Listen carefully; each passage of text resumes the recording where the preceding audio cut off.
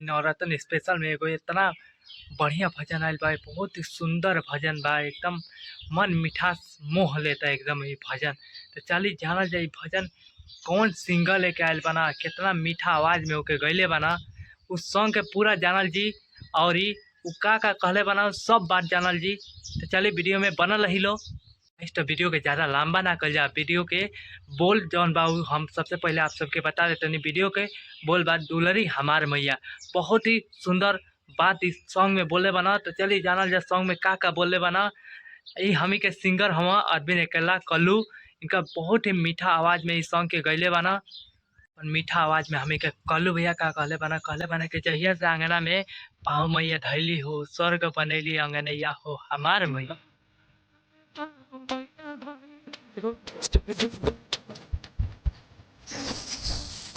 और का कहता ना कि अपने तैली सब देवता गण के लैली, झुलुआ झूलेली निमिया छैया हो हमार मैया।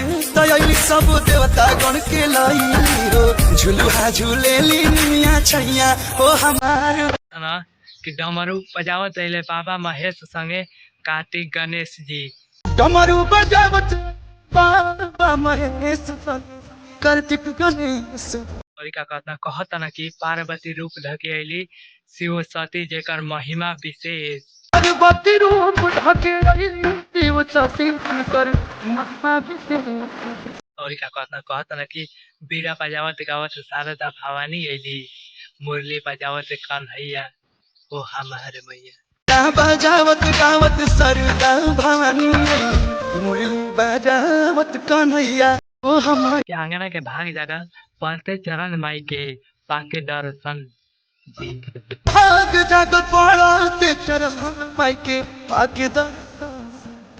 अपन मीठा आवाज में हमी के कल्लू भैया का कहता ना कि रूपा निहार के जुड़ाइल नयन जीवन हो गइल धन।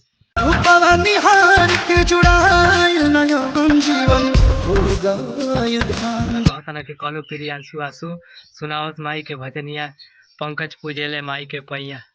प्रियांशु आंसू भजन पंकज पूजा माई के भजन बा, बहुत ही मीठा भजन बा। हमी के कल्लू भैया लेके आयल बना ऐसा सुंदर सॉन्ग बा, बहुत ही मीठा आवाज में अपन एक सॉन्ग के सजैले बना।